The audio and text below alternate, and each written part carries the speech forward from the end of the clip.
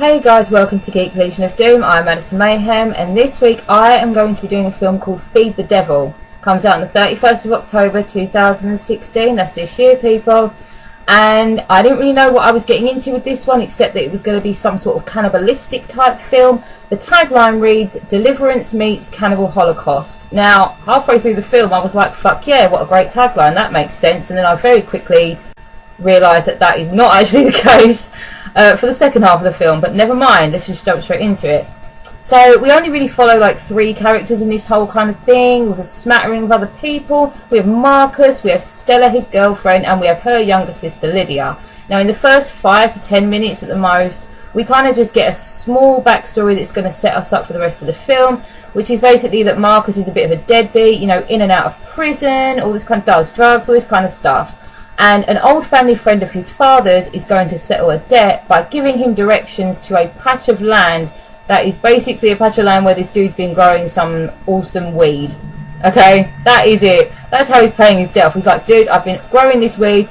I'm going to give it to you because it's worth like 25 grand. So there you go. Debt is settled. Bye-bye. And then goes.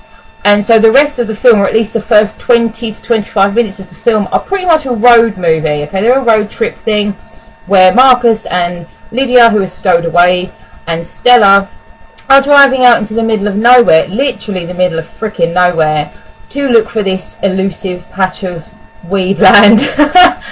Okay, so but as they're doing this, there's some kind of funky obstacles along the way that are kind of reminding us that this is a scary film and it's not like a road movie.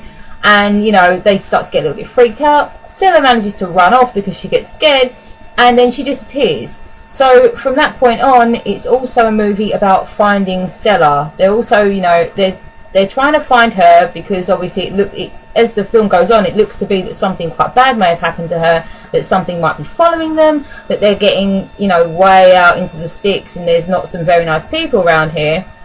Now, at this point, I thought that the tagline of Deliverance meets Cannibal Holocaust meant that it was going to be some kind of like Wrong Turn-esque type film where you've got a backwards hick family who have turned cannibal and you've got this whole kind of community thing happening. That is not actually the case. When I first saw the monsters, air quotes, I did not quite understand what they were. They were like this, I thought to myself, oh, okay, so we have some kind of supernaturally werewolfy, demonic, ghost-like creatures. Having this whole urban legend type thing of, we are Native American Indians, you are desecrating our land by being here, get off or our God will smite you, it was actually a really cool idea. I think they just could have executed it a bit better. And one of my biggest bugbears with this whole film was the fact that the characters, they get hurt a lot, which is kind of good, because it ramps up the suspense of like, oh my god, they actually did get hurt, are they dead? But one of them gets hurt quite a lot, and I was like, he should have died maybe half an hour ago. Like, she should have died half an hour ago. I thought that was a little bit unrealistic, and I know it's a horror film, so it's not realistic, but come on, really. Unfortunately, once we get about halfway through the film, or at least 2/3 of the way through the film, where we've just been searching for Stella, we've seen a few freaky things, we've met a couple of kooky people, but nothing much has actually happened. Once it gets to the point where stuff does start happening, it's good for about 10 minutes of action.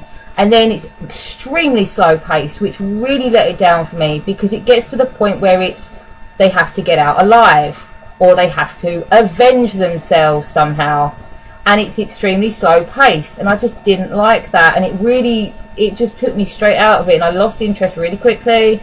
And then I was hoping that maybe the ending would be a lot better. Unfortunately, the ending is kind of ambiguous in a way, and I wasn't impressed with that either, because I was hoping for some big payoff, which we didn't get. But then maybe you guys will feel differently about it than I will, because I will say this, they used their effects budget well, okay, they did good on that, and the acting wasn't terrible, and the only problem I had was obviously the pace of the film and possibly the fact that they were padding it out. I think it was obvious they were padding it out. They could have done a bit more with the whole backstory or the urban legend type thing. That would have been great. But I will say this, there were some moments in there that were a little bit shitty pants scary. They really were, and I really enjoyed that. If I was going to give this film a rating, I would probably give it a 6 out of 10, because I really don't think the replay value is that high. I may watch it one more time just to see if I got something that I missed the first time round. But like I said, for a good chunk of the film it was kind of boring, so I probably wouldn't bother even watching it the whole way through. That really lets it down for me. But like I said, the effects were good and the acting was okay and blah blah blah. So yeah, a good solid 6 out of 10 for me. I will see you guys. Bye.